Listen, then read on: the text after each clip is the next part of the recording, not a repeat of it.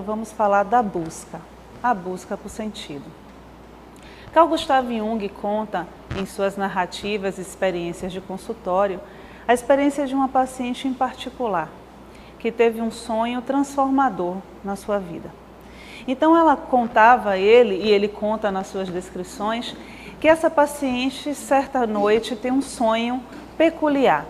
Ela sonha que está deitada dentro, na verdade, de uma cova. E quando ela se dá conta de que ela está dentro de uma cova, no desespero de perceber-se ali então viva e sendo praticamente enterrada, ela começa então a se debater e tenta sair de dentro da cova. E ao tentar sair de dentro da cova, ela recebe um puxão e olha e vê que o próprio Jung está dentro da cova com ela. Então ela explica a ele no seu desespero, no momento do sonho: Dr. Jung, estamos sendo enterrados vivos, estamos em uma cova. E ele no sonho então olha para ela e fala: mas não é preciso sair, é preciso entrar.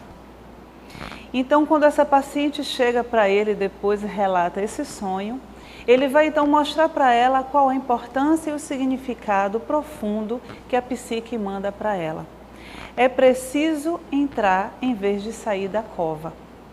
Quando falamos da busca do sentido, estamos falando não só de uma experiência ou de um ato ou atitude externos, que precisamos sair, desbravar o mundo e realizar projetos externos e projetos grandiosos na vida. Estamos falando de todo um processo também de deixar-se morrer. Em termos psicológicos, a morte tem um sentido profundo do modificar, mudar de estado, sair de uma condição para uma outra condição. E muitas vezes no processo de transformação e de autodescobrimento, a grande dificuldade que enfrentamos é justamente de deixarmos que este ego antigo ou que essas atitudes e comportamentos antigos deixem de existir e possamos ter então uma atitude nova, um comportamento novo.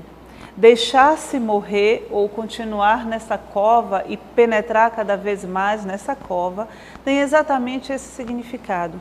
E como Carl Gustav Jung vai dizer, era necessário aprofundar-se na própria escuridão daquele ser para que a luz então pudesse brilhar.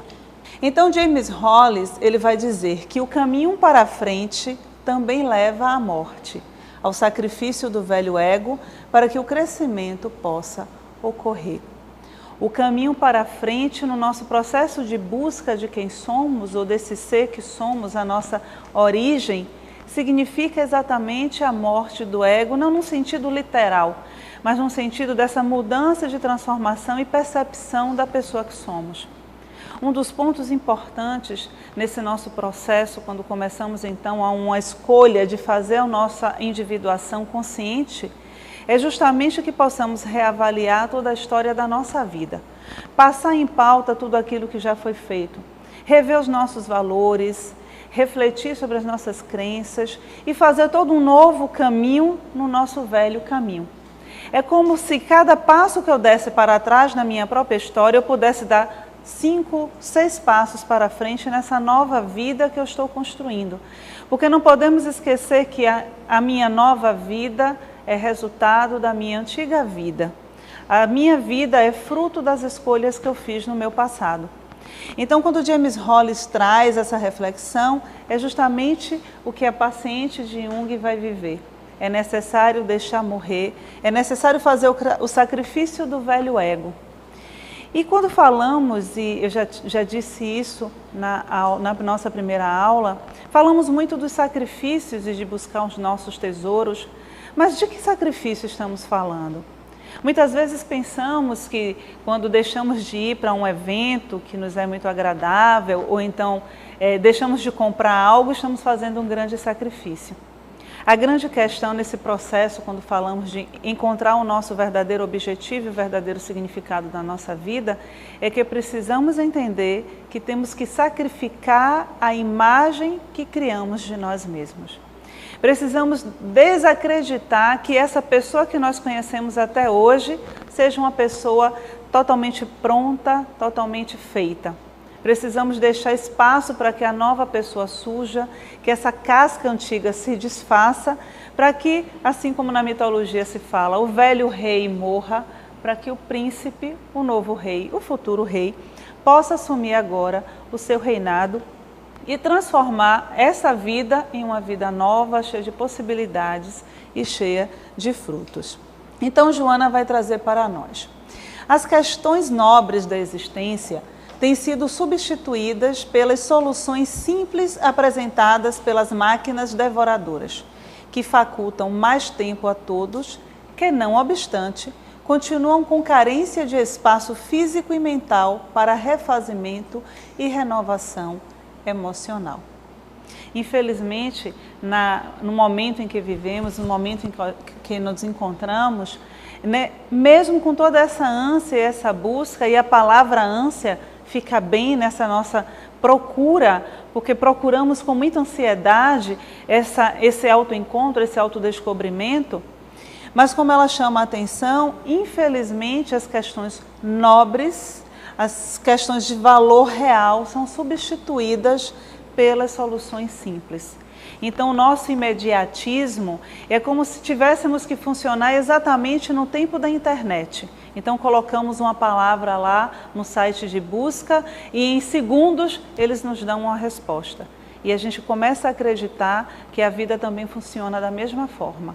Eu vou colocar um pensamento e automaticamente a minha vida se transforma, ou que, como em um passe de mágica, eu vou entrar em um consultório terapêutico, ou então eu vou adentrar a casa espírita e os espíritos, num passe de mágica, vão tirar todos os meus problemas e minha vida vai se transformar em algo muito profundo e o significado existencial e objetivo da minha vida serão encontrados. Todo o processo, como Joana vai chamar a atenção, é que temos hoje uma vida em que existem facilidades e que deveríamos aproveitar esse tempo que nos sobra para fazer coisas grandiosas, mas esse tempo que nos sobra, de fato, não é aproveitado, porque estamos vivendo num processo de vazio tão intenso que ocupamos o espaço que conseguimos adquirir com essa nova tecnologia, com toda essa velocidade, para nos ocuparmos com questões de pouco significado, de significado raso, sem significação de fato profunda que possa nos transformar.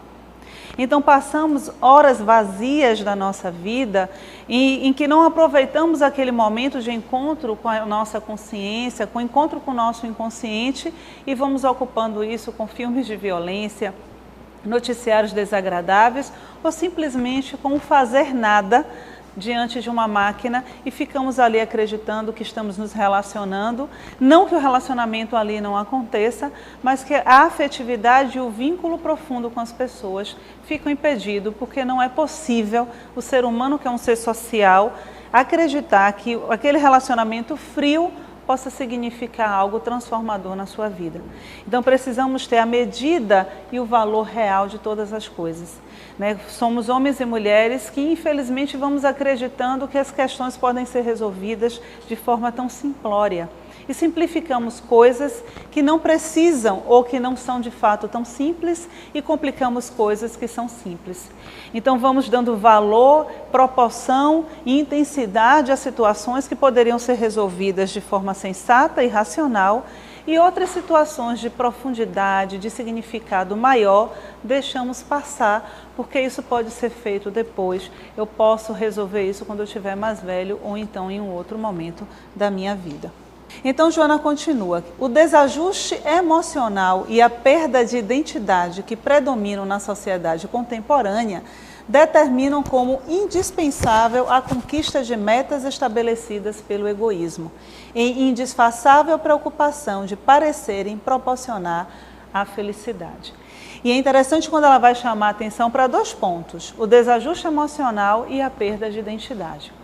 Toda vez que eu me afasto de quem sou, e aí em termos teóricos, toda vez que eu acredito ser a persona, eu me afasto da minha verdadeira essência. Quanto mais rígida, quanto mais consciente é a minha persona, maior é a minha sombra. E se a minha sombra vai tomando uma proporção muito grande, isso significa que eu estou afastada de mim. Então ela chama atenção para isso, que esse desajuste emocional E essa perda de identidade que predomina nessa sociedade faz com que passemos a acreditar que as escolhas feitas pelo ego são aquelas que vão me trazer a felicidade. Então começamos a condicionar a nossa vida ou a nossa felicidade a conquistas materiais. Eu vou ser feliz quando eu me formar, eu vou ser feliz quando eu tiver um carro, eu vou ser feliz quando eu tiver a minha casa, eu vou ser feliz quando eu casar, eu vou ser feliz quando eu tiver filhos. E vai adiando a experiência da felicidade ou da plenitude, porque eu sempre vou estar atrelando a minha felicidade a conquistas externas. Quando todo o processo da felicidade é uma conquista interna, é um estado que a pessoa se encontra, que mesmo que algo muito ruim aconteça na sua vida, ela não se altera nesse estado de felicidade. Certa feita eu li um livro e tinha um relato interessante de um homem e ele coloca como as pessoas não conseguiam conviver com a felicidade. E ele conta uma experiência pessoal. Então ele disse que ele estava no hospital porque a sua mãe estava em um estado terminal e ele foi passar então a noite com a sua mãe, foi passar o dia com a sua mãe. E aí, ao acordar pela manhã, a mãe muito debilitada, ele olhou para a mãe, viu que a mãe estava respirando com dificuldade, abriu a janela e viu aquele dia lindo de sol, viu os pássaros e viu as flores. E ele lembrou o quanto a mãe dele gostava das flores e de cultivar o jardim. Então ele sai, vai tomar um café da manhã e compra flores. E volta para o quarto cantarolando, trouxe as flores e assoviando mais ou menos, tentando imitar o som do pássaro que a mãe mais gostava. E quando ele entra no quarto, nesse estado de felicidade, a enfermeira olha para ele e diz assim, mas como você pode estar tão feliz com sua mãe morrendo? E aí ele disse que olhou para a enfermeira e disse, eu estou triste porque a minha mãe está partindo, mas isso não altera o meu estado de felicidade. Eu sou um homem feliz. Sou feliz porque tive uma mãe que me amou, sou feliz porque tive uma mãe que se dedicou a mim, que sacrificou as horas dela livre para cuidar de mim. Sou feliz porque pude viver com minha mãe todos esses anos. Então é justamente esse significado muito maior, mais profundo da felicidade que precisa ser de fato percebido por nós. Eu não posso acreditar que a minha felicidade ou essa condição que eu construí internamente em mim deixará de existir, deixará de estar presente na minha vida porque eu sofri uma situação, porque eu não estou bem de saúde, ou porque o meu carro não está funcionando, ou porque eu não conquistei algo que é um desejo do ego. Então, quando Joana chama a atenção justamente pelos desejos estabelecidos pelo egoísmo, é justamente porque quando pensamos e direcionamos a nossa vida para objetivos superficiais, estamos decretando para nós um estado de tristeza e de infelicidade, porque tudo o que é perecível pode deixar de estar conosco, inclusive as pessoas. Então, quando estamos falando dessa busca do sentido, dessa busca de um significado, precisamos então entrar em contato com essa profundidade que reside em nós. É uma consciência muito mais ampla, uma consciência transcendente, transpessoal, de que eu sou muito mais do que o que eu consigo perceber. Eu sou muito mais do que um corpo. O meu companheiro, os meus filhos, os meus pais, eles são muito mais do que um corpo. E quando a gente começa a perceber de fato o significado profundo da vida, o significado profundo da existência, assim como o Buda já falava, mudamos as nossas necessidades. E se eu deixo de ter falsas necessidades, o sofrimento também passa a ter um outro sentido e um outro significado na minha vida. Então, neste arder, continua Joana, neste arder de ansiedades contínuas, estiola-se o sentido humano de encontrar a paz, transferindo de um problema para outro, por diferentes preocupações, nessas ocasiões nas quais se fala muito sem dizer-se nada. Então vivemos nessa ânsia por encontrar a paz. E chega a ser até estranho pensar que ficamos ansiosos para termos paz. E nessa busca então que o ser humano ele vai transferindo um problema para o outro. E aí nós vemos aquelas pessoas, e muitas vezes nós fazemos isso, vamos vivendo a nossa vida e vamos transferindo mesmo. Hoje eu estou preocupada com essa situação, amanhã com a outra, e às vezes eu não me dou conta que termino passando boa parte do ano, boa parte do meu dia preocupada com alguma coisa. E essa preocupação, na maioria das vezes, são por situações que sequer aconteceram, porque começamos a antecipar o sofrimento e sofremos por antecipação. Porque, voltando àquele pensamento anterior, quanto mais eu crio necessidades egoístas ou ligadas ao ego, mais eu sofro porque tenho medo de perdê-las. Então, eu sofro se não as possuo, sofro quando tenho, porque sofro por medo de perdê-las. Então, todo o tempo há uma relação dessa posse com o sofrimento. Então, quando eu sofro nessa condição humana ainda tão dual, é difícil eu aceitar que a felicidade ela está presente na minha vida desde sempre, desde o momento em que eu reencarno e continuo, mesmo depois da morte, porque isso é uma construção do espírito pelas experiências que ele vai vivendo a cada nova vida. Então, Joana vai chamar a atenção justamente porque nessas ocasiões fala-se muito e não se diz nada. E ficamos então, às vezes, naquela queixa, naquela reclamação, e todo o tempo ficamos ali, falamos e falamos e falamos, e sequer ouvimos o que estamos dizendo.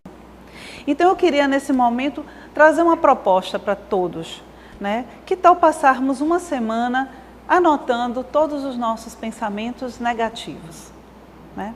Faça essa experiência, passe uma semana anotando todos os pensamentos negativos que você tiver. E depois de feito isso, é possível que você tome um grande susto. Quando acabar de fazer isso, se pergunte: o que esses pensamentos escondem de mim? Toda vez que eu tenho medo que alguma coisa terrível aconteça, o que é que ele está escondendo de mim de fato?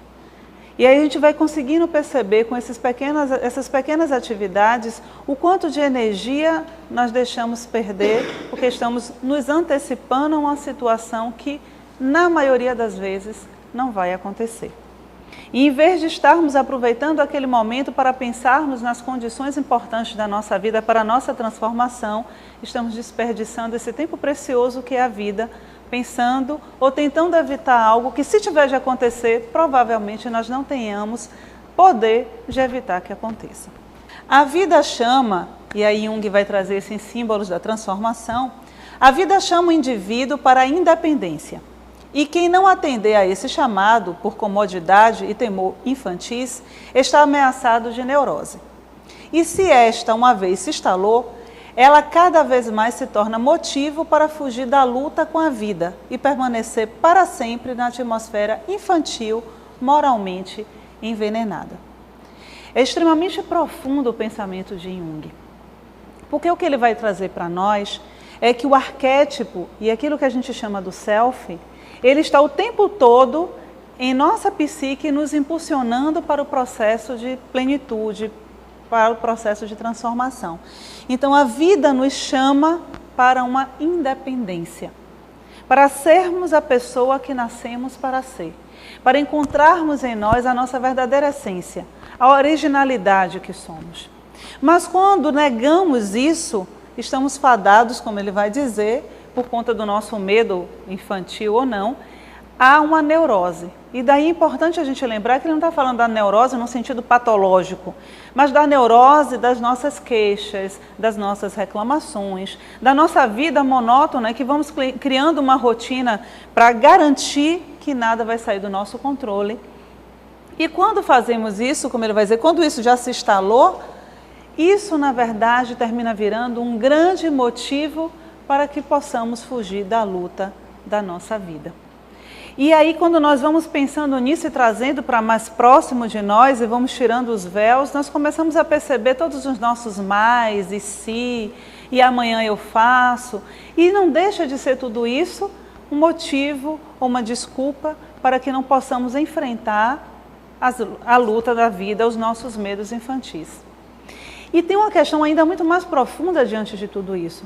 Quando Carl Gustav Jung dizia que enfrentar a sombra, trabalhar a sombra, fazer um processo de fato de mergulho na nossa escuridão é uma questão moral, ele traz exatamente essa questão.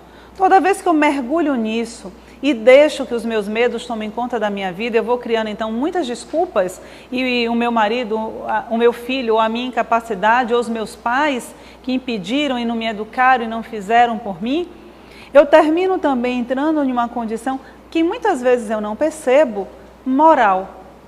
E mesmo que eu acredite e a minha persona diga a mim que eu sou uma pessoa maravilhosa, fantástica, muito generosa, eu não me dou conta que eu faço e cometo os deslizes morais comigo. Porque eu minto para mim, eu finjo ser o que eu não sou, eu faço e digo coisas, na verdade, que não realizo. E isso também está ligado às questões morais e éticas, individuais. Então, quando ele chama a nossa atenção para que possamos de fato usufruir do nosso livre-arbítrio e busquemos a nossa independência, ele também nos chama a atenção para o nosso trabalho moral. Eu preciso ser a pessoa autêntica que sou. Eu preciso fazer da minha vida e realizar na minha vida exatamente aquilo que eu digo. E quando trazemos isso para a nossa realidade como espíritas, isso também passa a ter um peso muito maior. Então não adianta que eu saiba de cor o livro dos Espíritos ou que eu seja um grande palestrante e tenha o poder da oratória, se a minha vida não se transformou a partir dos ensinamentos que eu digo abraçar.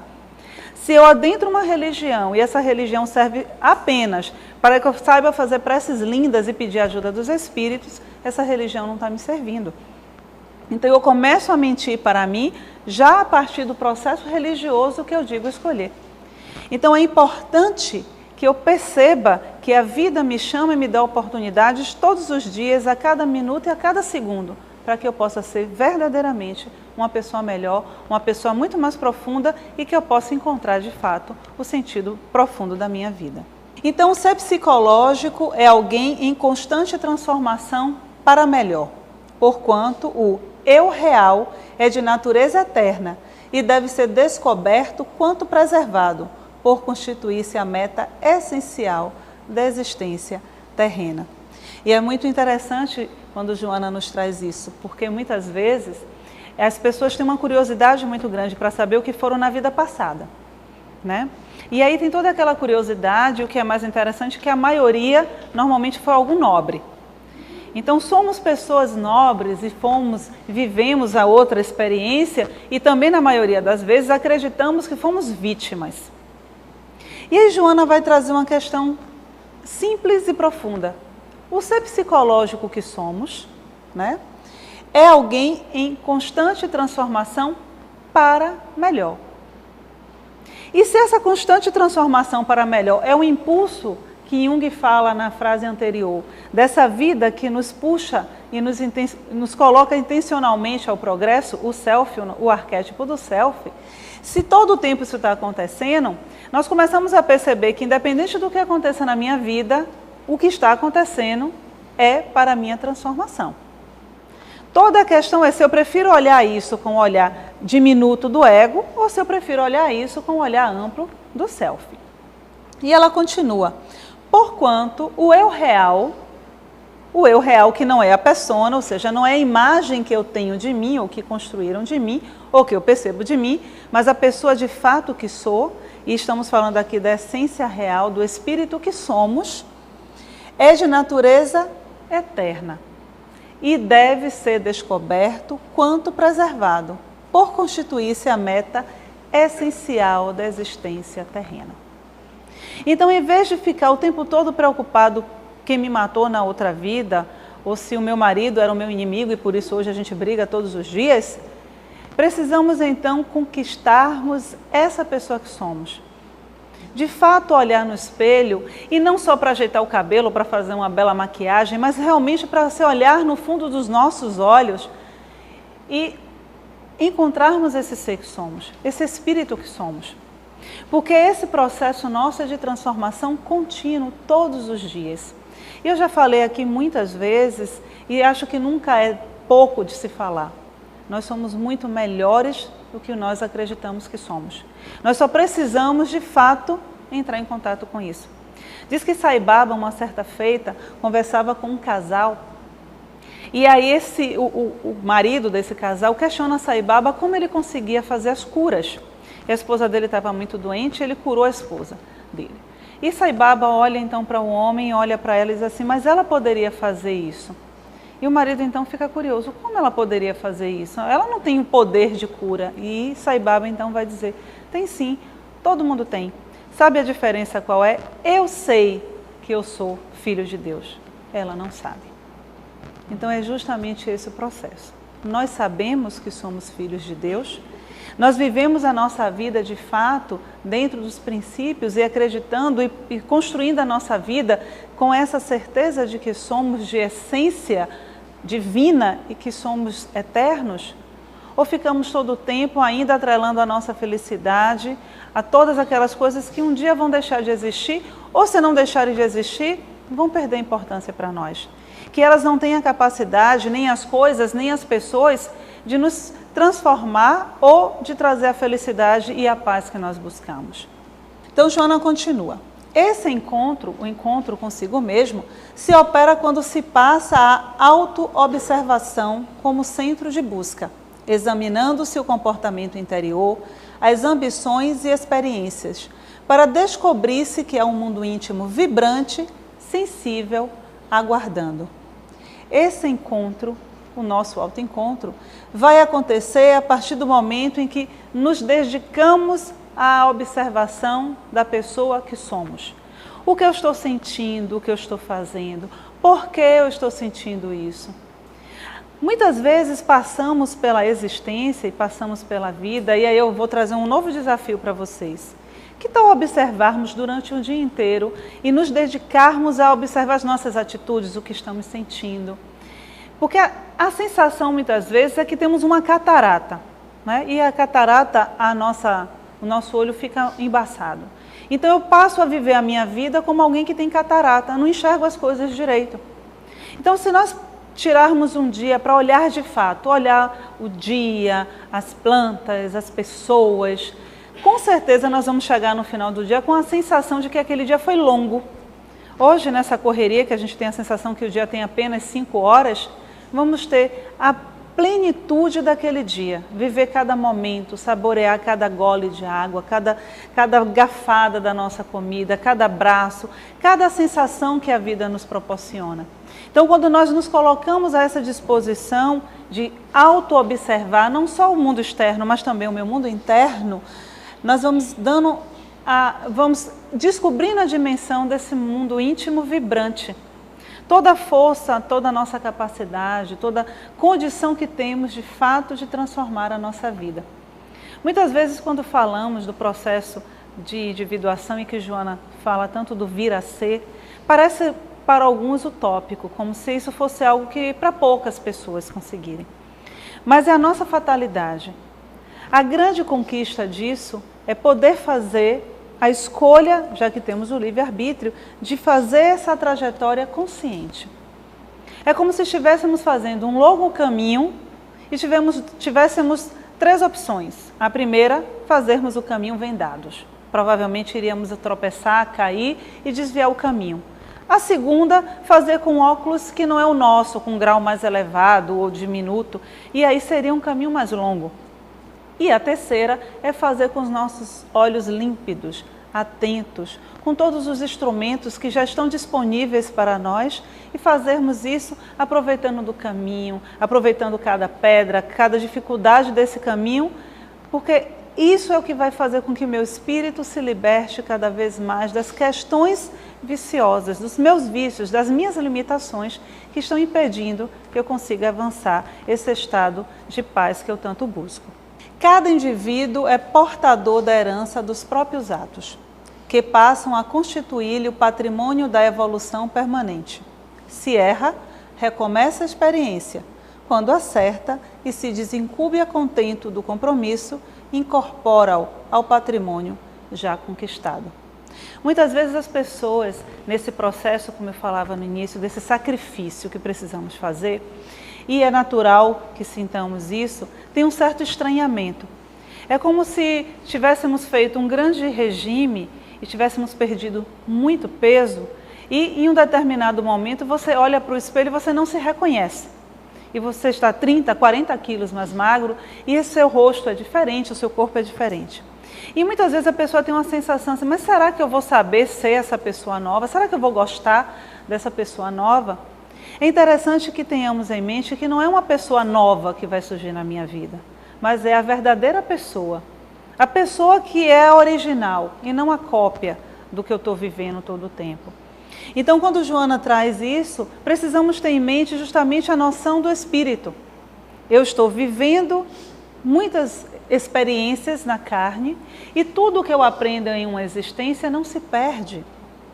O ego deixa de existir, aquele ego, aquela persona, mas o espírito, ele não vai deixar de existir. E toda essa informação fica acumulada e o nosso inconsciente, então, armazena todo o meu conhecimento. Então, se não somos espíritos primários, se nós já temos uma caminhada muito grande nas experiências carnais, podemos acreditar com certeza que o nosso conteúdo no inconsciente é muito rico. Então, todos os instrumentos e todos os recursos necessários para a nossa transformação já está embutido em nós. Precisamos então ter a coragem do acesso a isso. Tudo o que eu vivi nas minhas outras experiências, tanto aquelas que foram positivas quanto as negativas, estão em mim. E isso é a minha garantia para que eu não repita os erros. A questão toda é que quando estamos no corpo, muitas vezes deixamos que o ego predomine e aí vamos insistindo nos erros do passado. Porque pela condição de muitas vezes de acreditarmos sermos vítimas, queremos que o outro se redima. E não somos aquele que vamos consertar a situação equivocada da nossa vida. É como se nós quiséssemos que o outro fizesse por nós o que nós não temos condições de fazer ou não queremos fazer. Então é de fato acreditar e pegar essa estrada, e aí a gente vem a questão de que o caminho é único, a estrada é individual, mesmo que eu tenha um companheiro de viagem, ele está percorrendo a estrada dele. E que eu não posso colher os frutos do outro, como o outro também não pode colher os meus frutos. Então, todas as minhas experiências que já foram vividas estão acumuladas e presentes em mim. A vida que eu estou vivendo hoje é a experiência do hoje e que deve ser respeitada e ser aceita por mim. Porque se sou a pessoa que sou hoje, eu também tenho que ser grata a essa vida que eu tenho hoje. Porque com erros e acertos, ela também pode me direcionar para uma mudança e para uma escolha de ser uma pessoa melhor e de transformar a minha atitude. Se eu ainda não fiz isso até agora, mas hoje eu estou podendo fazer essa escolha. Então tudo o que já foi vivido precisa ser transformado em algo positivo e visto como aprendizado, para que a minha vida futura possa ser mais leve, mais plena e que eu possa de fato usar todos os meus recursos, tudo que está disponível para mim, para essa nova estrada que eu vou caminhar, para esse caminho que eu preciso abrir, desbravar e conhecer. O despertar para objetivos mais elevados do que aqueles imediatistas auxilia a compreender a funcionalidade existencial e o significado psicológico de se estar vivo, portanto, atuante e útil no contexto do grupo social no qual se movimenta. É muito interessante porque o processo de individuação ou essa busca, pelo sentido, ele traz para nós uma consciência social muito ampla. Diferente do que é a proposta do individualismo, a individuação é um permanecer no coletivo sendo único. É de fato incorporar a individualidade que somos nós no sentido real da palavra, de um ser único, que pensa, que sente, que experimenta a vida de uma forma única. Então, quanto mais eu me aproximo de objetivos maiores e mais amplos, objetivos que estão além da condição do ego, maior é a minha responsabilidade com o coletivo. Maior é a minha consciência de que eu preciso atuar no meio que eu estou vivendo, no mundo em que eu pertenço, na sociedade que eu me encontro. E é interessante porque se pegarmos na história e vermos todas as pessoas que modificaram a história da humanidade, todas elas passam por um processo profundo de mudança, de transformação, mas têm uma consciência extremamente ampla da sua responsabilidade no mundo. O sentido de viver, o sentido de estarmos encarnados, passa diretamente pela condição de sermos uma pessoa melhor para o mundo. Porque a partir da minha mudança como indivíduo, o mundo que eu faço parte também se transforma. Precisamos trazer para nós a responsabilidade tanto das coisas positivas quanto das coisas negativas que acontecem no mundo. Mas assim como acontece na minha psique, tudo aquilo que eu rejeito e coloco à margem de mim, se volta contra mim, isso também vai acontecer no sentido social. Tudo aquilo que eu despeço, tudo aquilo que eu rejeito no coletivo, se volta também contra mim. E aí nos encontramos, infelizmente, em um mundo de violência, de injustiças, porque ainda somos injustos e violentos com os outros e também conosco. Então, existir é também sentir, envolver-se, amar, desenhar projetos, caminhar no rumo das necessidades para equacioná-las, logrando a perfeita identificação entre estar e ser. Existir é também sentir, envolver-se, amar, desenhar projetos, caminhar no rumo das necessidades para equacioná-la. É profundo porque temos que viver no mundo, usando as coisas do mundo, interferindo nesse mundo como co-criadores que somos, mas com a consciência plena de que não somos do mundo. Então, o sentido da vida passa pela nossa experiência de sentir as emoções, sentir no sentido real o sentimento profundamente, sentir a vida, sentir medo, sentir raiva, sentir tudo aquilo que existe em nós, porque essa é a única condição de nos envolvermos com a vida. Se eu me isento disso, eu entro num estado de embotamento afetivo e eu não posso me envolver e me vincular com nada se eu não estou sentindo e me colocando na condição do outro. Então eu preciso sentir para me envolver e me envolvendo eu amo. E quando eu amo, eu passo a desenhar projetos que modificam a minha vida e que também transformam o mundo. Rumo ao equacionamento das necessidades. E Joana vai trazer uma coisa extremamente importante. Todas as necessidades que nós temos, são necessidades do ego, são as necessidades de segurança e de sobrevivência, serão equacionadas de uma maneira plena quando eu consigo entrar primeiramente no sentir, no envolver e no amar.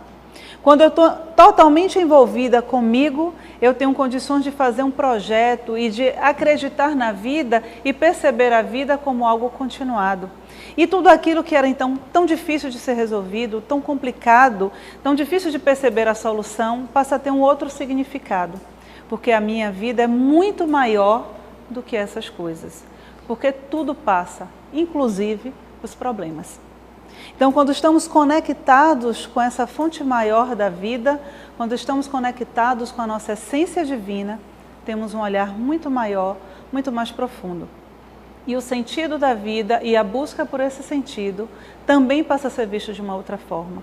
Porque não importa o que eu vou encontrar adiante, importa o que eu estou fazendo na minha caminhada. Estou vivendo a vida, sentindo, me envolvendo e amando plenamente. Muita paz.